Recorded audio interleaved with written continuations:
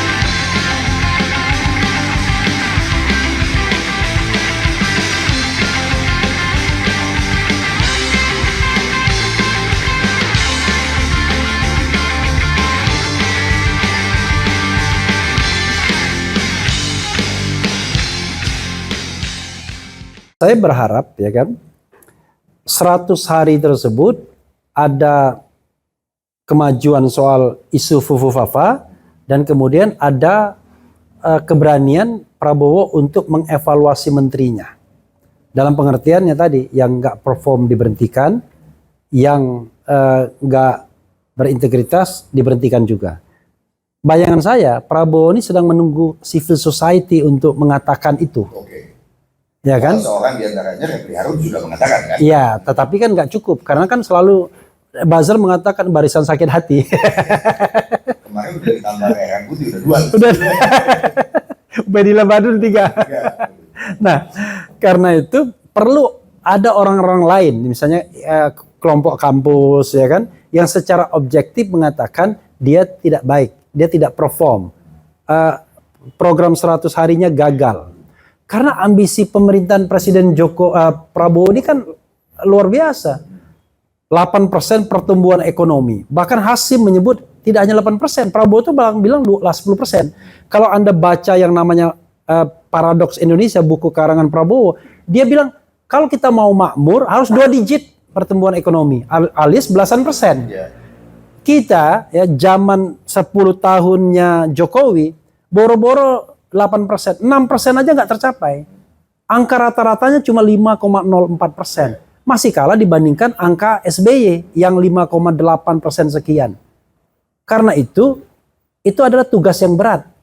Akselerasi pertumbuhan ekonomi hanya bisa dilakukan oleh orang-orang yang punya integritas tinggi. Lah kalau impor gula misalnya atau impor ini tiba-tiba kong kali kong semua, ya berat kita. Sebagai contoh misalnya tata kelola energi, tata kelola tambang misalnya. Wah itu rata-rata orang kaya kita di politik terutama main tambang semua untuk cepat sekali mendapatkan uang. Industri ekstraktif kan. Makanya selama masa pemerintahan Presiden Jokowi itu industri kita itu melambat, tidak berkembang. Kenapa? Karena orang shortcut semua. Orang main tambang semua, easy money. Jual langsung di luar negeri dapat uang banyak, cash and carry. Makanya jangan heran yang menjadi kingmakernya kan raja-raja tambang. Mana ada lagi raja-raja industri misalnya dulu ada Mas Pion gitu, nggak ada. Raja-raja tambang yang easy money. Nah, sekarang untuk menutupinya ada mantra yang namanya hilirisasi. Ternyata kata Faisal Basri hilirisasi iya. Tapi yang ngambil Cina semua. Podo wae namanya. Nah, tapi kita harapkan ya kan bahwa Prabowo punya niat baik untuk menjalankan pasal 33. Bumi, air, dan kekayaan alam yang terkandung di dalamnya dikuasai negara dan digunakan sebesar-besarnya untuk kemakmuran rakyat. Itu hanya bisa dilakukan kalau tambang itu manfaatnya sebagian besar diambil negara. Kalau misalnya ada tambang batu bara, 90% diambil penambangnya, 10% cuma untuk negara, ya nggak kena pasal 33-nya. Harus dibalik, 70% untuk negara, 30% untuk penambangnya. Ini kan nggak tanah, ya kan, yang ada bahan tambang di bawahnya, itu dibilang ini hak saya. Padahal nggak boleh, based on constitution itu semua dikuasai oleh negara harusnya. Jadi kalau kita punya, ada tanah, dan tanah itu di dalamnya ada bahan tambang, itu nggak termasuk harusnya. Tapi kan kita, siapa yang mau mengembalikan tata kelola pertambangan kita ke pasal 33? Nggak bisa. Karena pemainnya dia-dia juga yang berada di lingkar kekuasaan. Ada Pak L, ada Pak B, ada Pak E, ya kan? Mereka pemain tambang semua, bro. Dan mereka itulah pengambil keputusan di bidang pertambangan. Nggak mungkin mereka kemudian mempreteli kenikmatan hidup mereka sendiri dengan melaksanakan pasal 33. Nah, dari situ Prabowo sudah menghadapi bahwa menteri mereka terlibat dalam konflik of interest. Mana bisa menegakkan ekonomi konstitusi kalau begitu? Tapi ada political will kan dari Prabowo. Nah, Dia kan harusnya berjuang beberapa periode ya untuk jadi presiden, dan kini jadi dia harus menunjukkan bahwa kalian salah dari dulu nggak pilih saya. Gitu. Ya. Dia harus menunjukkan yang terbaiknya. kalau political will saya yakin ada. Kenapa? Orang nggak mungkin nulis buku kalau dia nggak punya political will. Dia di tulisan dia Paradoks Indonesia tuh serius betul. Bagaimana Indonesia bisa mencapai 2045 itu dengan indikator-indikator ekonomi yang terukur. Berapa pertumbuhan ekonomi, berapa ranking GDP kita, dia sebutkan semua. Tetapi paradoksnya, makanya dia bilang, paradoksnya kekayaan alam hanya dikuasai berapa persen orang dan lain sebagainya. Dan itu, saya dapatkan buku itu 2021-2022. Artinya, dia sudah ada di pemerintahan Presiden Jokowi. Dan semua isi buku itu adalah kebalikan, bantahan terhadap apa yang dikerjakan Jokowi. Cuma kan kita nggak baca aja kan, kita nggak diskusikan bukunya kan. Tetapi itu semua bantahan terhadap pemerintahan Presiden Jokowi. Jadi dia udah jelas, udah paham bahwa dia harus begitu. Tapi dia juga paradoks. Hari ini dia bicara begini, saya akan melaksanakan undang-undang dasar dan undang-undang serta peraturannya seluruh-seluruhnya. Kan begitu ya, dia bilang kan. Itu sumpah presiden kan. Tapi dia angkat Mayor Teddy sebagai sekretaris kabinet yang melanggar undang-undang TNI, undang-undang 34 2004. Nah kalau Refli Harun ngomong begini, bilang, waduh, jangan begitu dong, ya kan? Masa cuma satu doang? Ya susah kita. Kalau kita mau berkompromi terhadap pelanggaran undang-undang yang baru saja dia sumpahkan untuk melaksanakannya, ya gawat kita. Kurang dari 24 jam. Kurang dari 24 jam. Sudah langgar dia itu barang. Ya. Oke, teman-teman, kita berdiskusi bersama ya. Kalau ada yang mau mengajukan pertanyaan atau juga menyampaikan pendapatnya. Cukup banyak waktu yang kita miliki, tapi pertanyaan singkat saja ya. Mengenalkan diri. Ya, ada dua yang pertimbangan saya untuk sesi awal ini. Dan pesan sponsornya kalau nanya jangan sungkan-sungkan. Iya. Dikritik pun nggak apa-apa saya. Dia Saya bilang, Anda tuh bodoh nggak apa-apa. Nggak marah saya. Nggak marah saya. nggak marah tapi nggak tanya aja teman-teman ini. Tapi sebelum itu mungkin saya mau menyampaikan begini ya. Beberapa hal yang kita bisa ambil dari percakapan pengantar tadi kan. Ada keseriusan juga untuk impeach wakil presiden. Peluangnya ada sejauh yang disampaikan oleh Bu Refli Harun, tapi teman-teman bisa mengelaborasi lagi. Yang kedua, bahwa kabinet yang sudah dibentuk ini agak sulit untuk menjalankan apa yang diinginkan digagas oleh Presiden Prabowo. Yang ketiga adalah kita kasih kepercayaan sedikit kepada Prabowo untuk mencapai apa yang disebut sebagai Indonesia Maju. Kalau di dalam bukunya itu sih, saya belum terlalu banyak baca bukunya, tapi apa yang data-data dalamnya merasakan itu ya benar semua. Untuk menuju Indonesia emas atau Indonesia yang diisi oleh orang-orang yang kaya sebelum bisa tua, tapi sekitar 2035 pendapatan per kapita kita harus $12.300. Ya. 2035 itu 11 tahun lagi. Ya. Sekarang kita ada di kisaran $4.200 sampai $4.400. Jadi kalau dia bilang bahwa pertumbuhan ekonomi harus 2 digit, itu betul. Persoalannya bagaimana mencapainya dengan sekumpulan menteri pemagang yang sekarang jadi itu. Silakan tadi satu, lalu Bung, dan di tengah ini ya. Ada perempuan juga dong. Seharusnya begitu kalau mau ada satu ya. Ada teman-teman. Next ya, sesi kedua. Silakan kenalkan dulu kepada kita semua nama dan dari. Kalau bisa di sini. Karena Anda menutupi itu. Nah, di sini aja di sini. Oh iya, ada kamera. Nah, ada kamera. Nah, ya. Ya, stop situ. Ya. Perkenalkan, nama saya Mulyo, Bang, dari kampus Mulyono. Ini Mulyo bener ya. Tanpa noise. Melanjutkan. Oke. Ketika Pak Jokowi dipanggil oleh Mulyono, saya dengar hari ini, Pak. Kok nama? Karena jujur nama saya punya orang tua, Mulyono juga, Pak. PR jadi buat saya. Nah, saya Mulyo dari kampus sebagai Dokter Topo. Beragama. Beragama. Nah, izin Bang, ini kan di tanggal 20 Oktober kemarin kan, Ya. kita baru melihat plat Bapak 08 lah kita nyebutnya, Ya. naik menjadi presiden. Yang mana di saat ini banyak sekali orang yang seperti tadi Abang sampaikan, kabinetnya banyak kabinet yang pernah menjabat di periode Nama saya Refli. Bang Refli ya. Kadang-kadang jujur, saya kadang kalau bicaranya agak ini Bang, agak gegap. Nah, yang ingin saya sampaikan di sini ingin bertanya bagaimana pendapat Abang nih, terutama dari sudut pandang BUMN. Karena saya pernah melihat Abang Refli Harun pernah membuat buku lah tentang itu. Ya. Dan bagaimana Abang melihat masa depan reformasi hukum di Indonesia, Bang? Terutama bagi kami generasi Z, generasi apalagi kita A yang Bang. Di generasi A yang lebih mungkin apatis lagi. Ya. Oke Bang, itu aja. Assalamualaikum warahmatullahi wabarakatuh. Waalaikumsalam warahmatullahi wabarakatuh. Itu ada di X lah sebetulnya. Silakan Bu. Yang cepat dulu kan.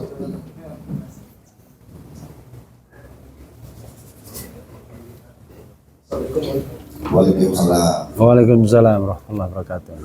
Meskipun Waalaikumsalam. Saya Tio dari tinggal di Matraman. ya. Saya ingin bertanya tentang kabinet itu ada berapa tentang posisi Partai Keadilan Sejahtera PKS ya, yang kemarin kan dari luar kabinet masuk ke kabinet karena pilkada DKI. Kemudian kita akan mengetahui dan di dalam kabinet tidak ada perwakilannya. Barangkali bagaimana pendapat Bung Davi tentang hal itu ya? Apakah itu masuk zone atau gimana? Atau nggak ada perwakilan dari kabinet? Ada kan? Ada. Perwakilan. Satu orang. Satu dari IPB. Tapi Jawab langsung atau ada pertanyaan? Barangkali penjabarannya lah gimana? Oke. Ya. DKI. Kemudian mungkin ada beberapa orang kabinet yang menurut saya agak lumayan ya daripada kabinet yang lalu menteri pendidikan ya, yang mungkin kalau yang kabinet yang lalu kan tidak ada background tentang pendidikan ya. Kalau yang ini kan alhamdulillahnya ada background pendidikan.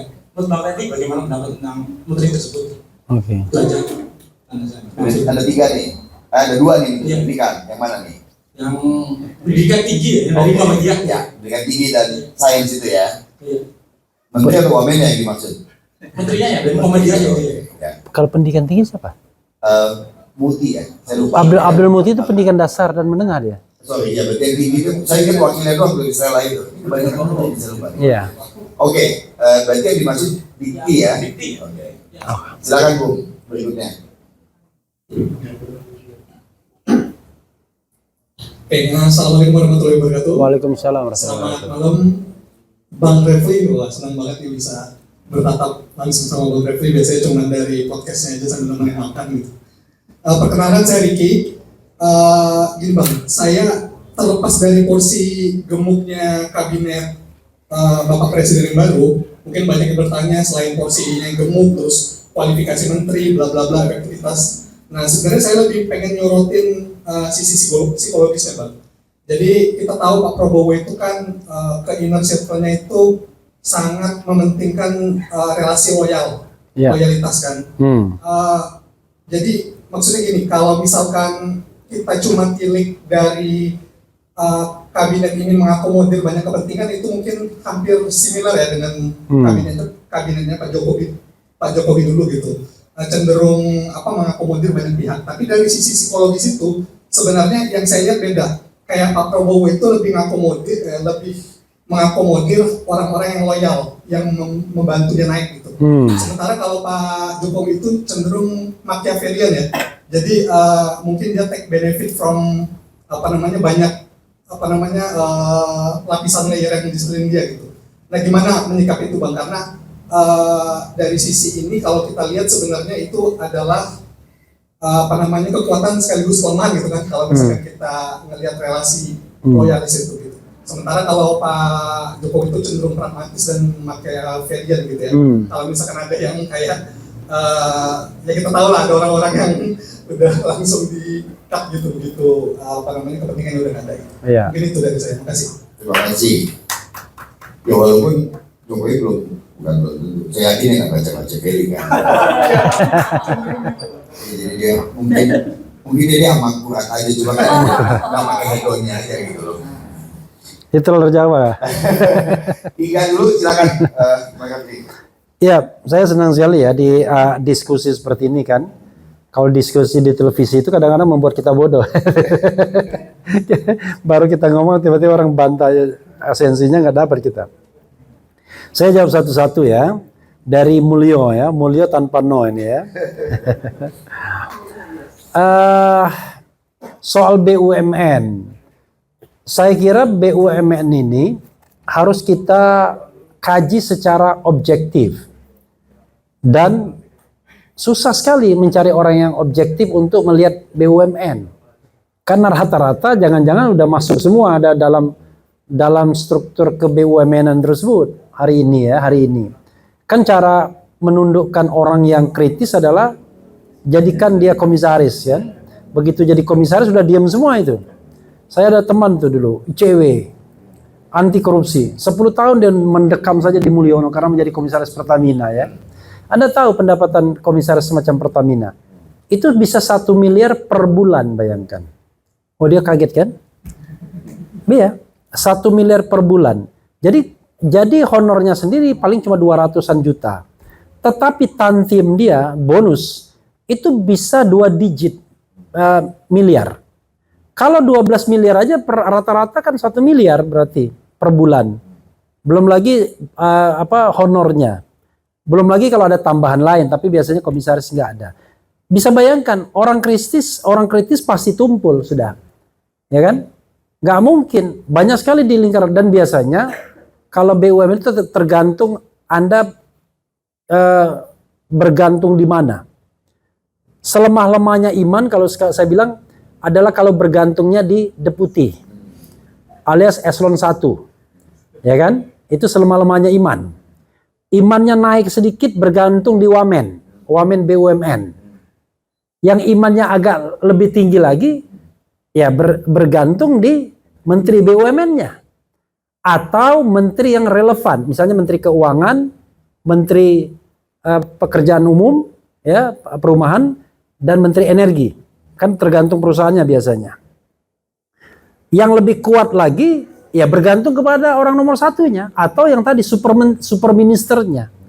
Maka itulah dinamikanya. Semakin Anda dekat dengan link kekuasaan itu, maka Anda akan mendapatkan ring 1 BUMN.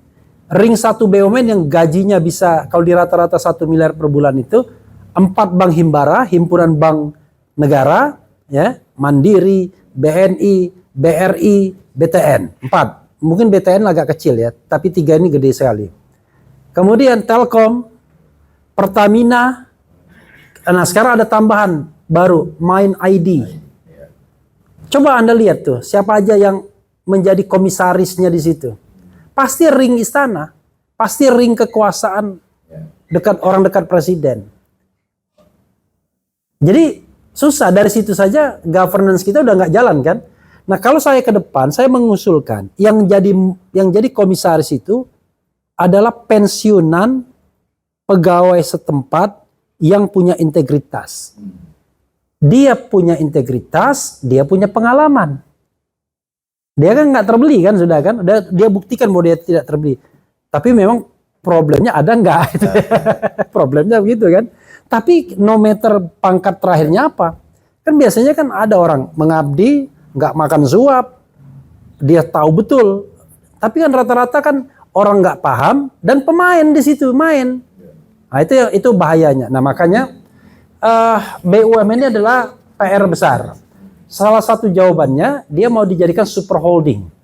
Itu pernah didiskusikan oleh Rini Sumarno dan Erick Thohir mendiskusikannya lagi sekarang. Tapi tidak pada periode pertama. Sekarang mungkin dia mau jualannya begitu ya, jadi super holding kayak Temasek di Singapura dan lain sebagainya. Nanti kita lihat. Karena apa? Selama BUMN ini intervensi negaranya terlalu besar, maka dia tidak akan profesional. Tetapi juga BUMN nggak bisa juga semua BUMN itu dijadikan BUMN yang cuma mau ngambil duit, ngambil keuntungan. Karena BUMN itu pelaksanaan pasal 33. Cabang-cabang yang penting bagi negara dan yang menguasai hajat hidup orang banyak dikuasai oleh negara. Karena itu kita harus memetakan kembali dan itu perpanjang. Contoh misalnya, orang mengatakan PLN, wajar PLN rugi. Kan tidak semuanya dia kasih listrik di daerah yang mampu membayar dengan harga yang layak. Tapi bisa juga daerah perintis. Dulu ada Merpati kan? Penerbangan itu merasakan penatnya menanti ya, Merpati kata orang kan. Atau dulu MNA kan dia kan, Merpati Nusantara Airlines maybe not arrive. Mungkin nggak nyampe. Nah, karena itu kita harus petakan lagi BUMN. Saya kira nggak mungkin selesai kita perdebatannya. Tapi kita harus letakkan BUMN itu mau melaksanakan pasal 33 saja ataukah dia menjalankan fungsi ekonomi negara. Nanti itu debatnya agak berat. Debatnya agak berat. Nanti saya nggak bisa menyelesaikannya di sini dulu. Di konteks itu mestinya nggak ada BUMN yang pilot gitu kan, betul ya, Bung? Ada yang dipilotkan. Iya, farmasi saat itu kan dipilotkan gitu ya. Mestinya nggak ada dong, kita dia Ya, melayani. ya kalau dia cabang-cabang yang penting bagi negara kan. Obatnya penting bagi negara, gitu kan. Ya, oke. Kemudian masa depan reformasi hukum di Indonesia. Gini, saya pakai 3 ya. Hukum itu paling tidak 3 hal ini kita harus substansi hukum, kemudian penegak hukum dan struktur hukumnya, kemudian kultur hukumnya. Mana yang kita mau perbaiki dulu? Kalau kita bicara substansi hukumnya, kita bicara tentang aturan yang ada. Banyak sekali aturan. Kita mau membenahi yang mana dulu? Karena saya takutnya kawan-kawan, wah reformasi hukum yang mana dulu? Dari aturan aja udah dari Sabang sampai Merauke itu kan. Ada undang-undang sampai peraturan daerah. Oke. Kemudian struktur dan sekaligus penegak hukumnya. Mana yang mau kita benahi? KPK-nya, kepolisiannya, kejaksaannya, pengadilannya sampai bawah-bawahnya. Oke. Banyak juga PR-nya kan. Berikutnya adalah kultur. Nah, kultur ini gimana cara membenahinya? Contoh misalnya, yang namanya korupsi itu ya, by need karena kebutuhan, by greed karena keserakan, dan yang kacaunya by culture karena kultur. Saya kasih contoh by culture itu begini. One day saya umroh, ya kan? Salah satu umroh itu ada Hijr Ismail. Kita mau sholat di depan itu yang ada talang emas itu kan? Katanya kalau berdoa di sana makbul doanya ya kan. Udahlah kita mau ke sana. Lagi dibersihkan oleh askar yang berasal dari Asia Selatan itu kan. Begitu mau lagi pembersihan, tiba-tiba pendamping umroh bilang, kasih duit aja. Biar kita masuk. Bayangkan di depan Ka'bah pun masih mikir menguap, dibayangkan. Kan itu kan kultur kan. Dia nggak sadar loh itu. Tapi itu kultur. Ya, ini corruption by syariah. Iya. Jadi bayangkan, aduh, itu sama dengan kebiasaan kita buang sampah sembarangan. Itu juga kultur, antri yang nggak mau. Jadi yang hal-hal seperti itu yang menurut saya kita harus lihat. Nah, sekarang mana yang bisa dilakukan oleh pemerintahan Prabowo? Dia bisa merubah secara struktural. Kalau kultur kan masyarakat. Secara struktural salah satunya tadi yang saya tawarkan, shutdown Mahkamah Agung. Sekarang saya tanya, kapan bersihnya Mahkamah Agung? Tapi kan pengadilan banyak yang bereaksi. Paling tidak Mahkamah Agungnya sebagai the last bastion of truth and justice, kan dia bisa di benteng terakhir kebenaran dan keadilannya bisa dipertahankan, kan begitu. Nah, itu kan kalau misalnya Prabowo ini kan pemimpin terus, kalau dia strong juga benevolent. Jadi dia pemimpin yang kuat tapi juga dia baik hati. Kan biasanya jarang itu. Kalau dia kuat nggak baik hati biasanya, mulai otoriter gitu-gitu. Nah, dia tahu betul, saya punya instrumen Perpu dan saya bisa perbaiki Mahkamah Agung sekarang ini. Datangi dia civil society, saya datangi ICW, ya kan? Datangi Refli Harun dan lain sebagainya. Anda jangan protes ya. Saya akan perbaiki Mahkamah Agung dengan shutdown Mahkamah Agung. Termasuk itu moderator hutan kayu itu diomongin juga ya. Jangan dia bilang nanti intervensi dunia peradilan, trias politika. Itu kalau dalam keadaan normal. Dalam keadaan yang tidak normal, kita membutuhkan langkah-langkah yang progresif revolusioner. Nah, itu salah satu proposal yang saya tawarkan dengan berharap bahwa Prabowo ini pemimpin yang baik hati. Bukan nanti shutdown Mahkamah Agung, dia taruhkan semua orang dia. Mati kita kan. Ya, tetapi ya lebih baik kita maju kan. Kalau enggak, kapan kita memperbaiki Mahkamah Agung yang sudah berurat, berakar, rusaknya itu. Penggantian ketua Mahkamah Agung cuma omon-omon. Anda berpikir enggak bahwa semua jabatan publik penting di Republik ini sudah dimafiain, apalagi Mahkamah Agungnya. Jadi enggak akan ada perbaikan. Itu pesimisme saya. Theo PKS enggak ada tadi, cuman memang benar juga dia bilang, kok PKS tanggung banget, cuman menominasikan profesional. Nah, begini, anggap saja PKS ini partai keluaran surga bener ya, anggap saja begitu. Jadi menteri itu kawan, ya kan, walaupun tidak sepahit, tidak enak jadi oposisi, nggak enak jadi menteri itu. Coba bayangkan, kalau menteri yang jujur, Anda akan bawa uang 18 juta per bulan. Itu menteri yang jujur. Siapa yang mau? Mending jadi anggota DPR. Sekali reses 200-300 juta. Bayangkan. Ini udah reses DPR, baru diangkat 1 Oktober, udah reses sekarang. Udah ngantongi 300 juta dia. Satu reses sekarang 300 ya? Iya, dana aspirasi. Iya. Kalau Anda main-main, Anda kumpulin ini aja. Udah pokoknya pertanggungjawabannya kan bisa dibikin-bikin kan. Yang penting nanti menjelang pemilu money politics lagi kan. Nah, dia secara real jadi anggota DPR itu minimal 100 juta di tangan. Jadi menteri 18 juta. Tapi kan menteri kan ada DOM, dana operasional menteri yang bisa dimainkan. Nah, itu udah korupsi Anda. Udah korupsi. Biasanya DOM itu utuh kalau caranya begini. Dirjen dan sekjennya canggih. Apa-apa dibayarin. Ada tamu, merchandise, bayarin sama sekjen dan dirjennya. Untuk bayar tersebut, sekjen dan dirjennya main di barang dan jasa. Kan begitu kan?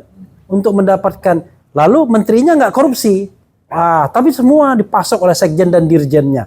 Lalu uang yang DOM itu utuh. Ya korupsi juga. Nah sekarang, kalau orang waras, mikir-mikir dia jadi menteri. Sudah tugasnya berat, lalu gajinya kecil. Ya mending jadi anggota DPR kalau begitu. Nah, orang-orang PKS itu anggota DPR semua. Yang mau dicalonkan itu anggota DPR semua. Ya, mungkin ya, tapi lengkapnya tanya kepada mereka ya. Jangan-jangan DPHP juga ya kan. Menteri Pendidikan saya nggak bisa jawab. Karena saya lupa siapa namanya yang pendidikan tinggi. Ya kan, asumsi kita dia lebih baik dari Nadiem. Asumsi kita, tapi nggak tahu kita. Nah, Ricky terakhir ya, loyalitas. Saya nggak sepakat kalau Prabowo itu ngambil orang berdasarkan loyalitas, enggak. Justru Prabowo ini paling risky. Paling risky. Dia mengambil orang dengan, ada dua kemungkinan ya. Dengan naif, cara berpikir naif bahwa dia mampu menyatukan semua orang, atau karena dia tunduk pada keinginan Mulyono sebagian itu. Sehingga dia tidak bisa secara mandiri menyusun line up kabinetnya sendiri. Makanya dia bikin ngawur dulu, nanti setelah ada huru hara sedikit, dia perbaikin. Ini kabinet lebih baik, lebih buruk dibandingkan kabinet Jokowi pertama. Jokowi pertama itu lebih bagus. Line up-nya diserahkan kepada KPK. Yang kedua, apalagi? Yang kedua, tidak boleh rangkap jabatan. Makanya Wiranto berhenti kan sebagai ketum Hanura. Tapi memang akhir masa jabatan pertama udah kacau semua. Semua orang pengurus partai politik, ketua umumnya diambilin semua untuk menjadi backup dia di periode kedua. Nah, itulah yang merusak Prabowo ke depan kalau dia punya niat untuk periode kedua.